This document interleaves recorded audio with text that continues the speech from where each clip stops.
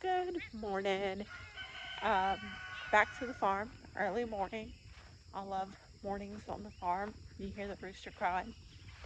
I don't know why that brings me so much comfort is hearing that rooster crow. All right, y'all. First chore of the day is going to be cleaning out the chicken water. It doesn't take long, but it definitely has to be done because the chickens can make a mess out of clean water faster than you think. I try to stay on top of this every day, especially now that the weather's warming up. Fresh water is one of the easiest ways to keep the flock healthy and happy, and it's one of those simple chores that makes a big difference. So I'm dumping out the old water, giving everything a good rinse out, and then filling it back up. And of course, I had my little helper who kept showing up throughout this video, Miss Ginger. She loves to come and help me out. She might get in the way more than she actually helps, but I love her nonetheless because she is adorable. You can see her over there in the left-hand corner, kind of just roaming around, trying to see what's going on. Okay, the chicks have fresh water.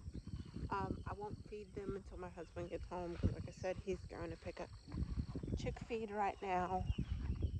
Whew, being in a stuffy, smelly barn doesn't help that, let me tell you. But the chicks are taken care of. I need to take care of the ducklings now. They need food, and I'm going to dump their water, their duck pond as well. And I'm going to see if I can move them on my own in the tractor and just get them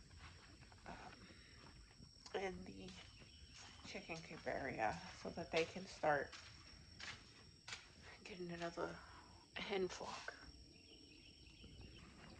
Okay, turned off the water for now. Now I'm moving on to the duck water. And if you've ever kept ducks, then you already know just how fast they can turn clean water into a muddy mess. They waste absolutely no time making a mess of it. So this water gets dumped and refreshed often. But instead of letting all of that water go to waste, I like to put it to good use in the garden. Duck water might look messy, but it's full of nutrients and the garden loves it. So today I'm using it to water the potatoes, green beans, onions, tomatoes, and cabbage. Always love finding little ways to make chores work together out here. The ducks get fresh water and the garden gets a good drink at the same time. It saves water, saves time, and nothing goes to waste. First, I'm going to be feeding my tomatoes as you see here. They are one of the plants I keep the closest eye on this time of year. They always seem to take off overnight. Next, we are going to move on to my onions. The onions are coming along nicely too, and I'm hoping for a good harvest from them this year. They are definitely bulbing up really well. At this point, I am going to stop feeding them, however. This is the last feeding they get just because they are starting to bulb. Once I am done with the onions, I move on to the other tomatoes. These are my in-ground tomatoes and they are struggling a bit. So we have moved on to feeding them at least once a week versus the rest of my garden that I'm feeding every 2 weeks. I will up that feeding if they need it just because these guys have a lot of wood chips and those wood chips steal a lot of nitrogen away from them.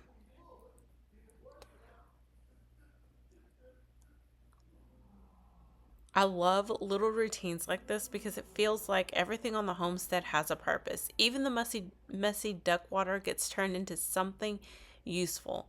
Fresh water for the ducks and watered garden beds and one less thing wasted. So just remember, just because something's nasty or old doesn't mean you can't repurpose it and use it for something else. That is the ideal of homesteading, reusing and repurposing everything. Now we're moving on to getting the ducks in the chicken area so that they can have some new friends. This is a task that's going to go a lot smoother with my husband standing there blocking them. But it actually went really smooth. Once I got them over, they went right in. Now we're going to move on to actually refilling their little pool and getting it all cleaned up. I'm just going to hose it off, spray off any dirt and debris, and get it nice and clean and fresh for them while they walk around and explore and figure out what these chickens are. As you can see, all of my production hens are coming out over to figure out what the heck is going on and who are these new people that are in their area. While I'm working on the duck pool, we are also going to be refilling the chicken water as well. So here in a little bit, you'll see my husband comes over and dumps it, and I take the hose and just spray it out, and we go back to refilling the duck water, and then we refill the chicken water. Clean water is just one of the most important parts of keeping your birds healthy, especially now that it's starting to warm up.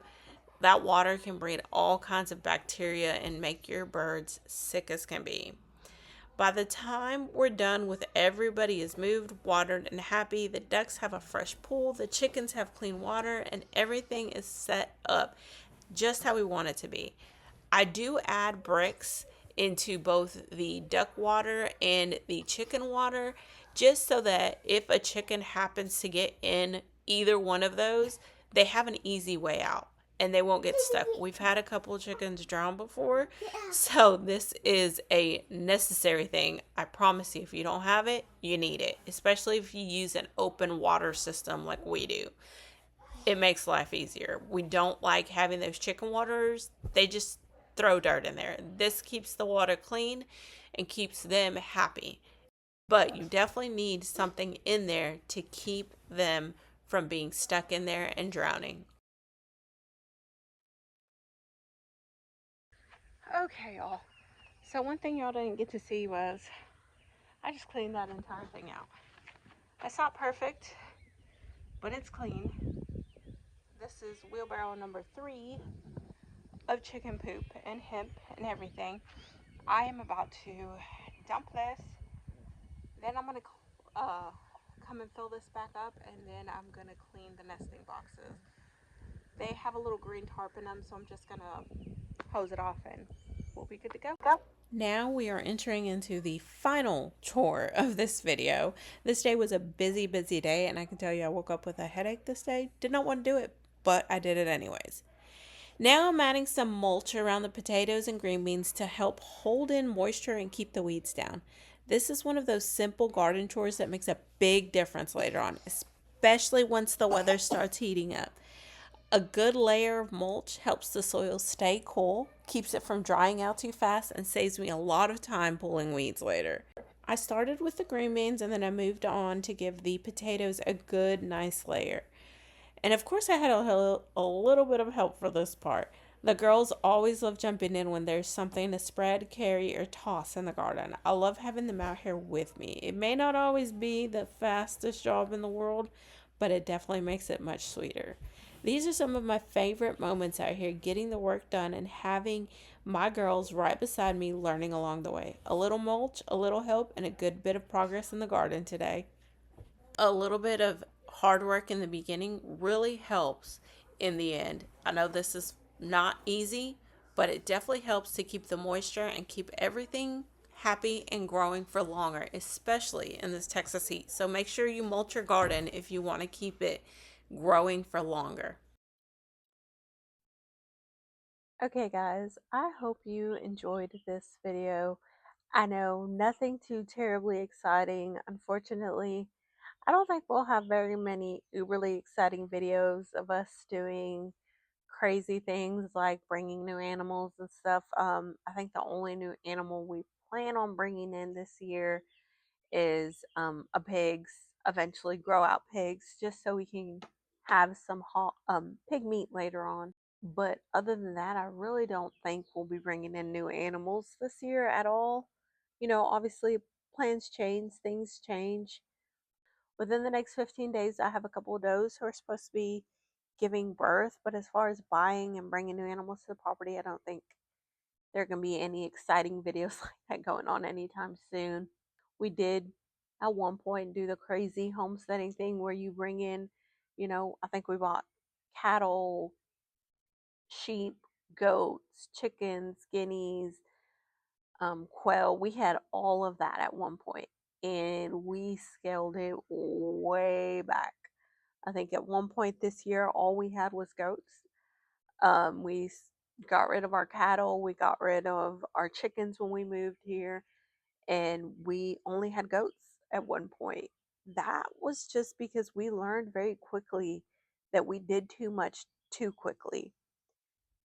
And I find that when you do that, you get overwhelmed. Nothing thrives, nothing goes well because you're focused on too much too quickly.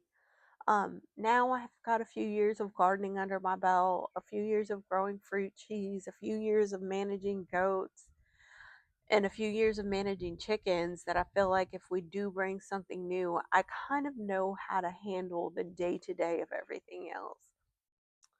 Like I said, we are hoping to bring some pigs in just for grower pigs and seeing how that goes.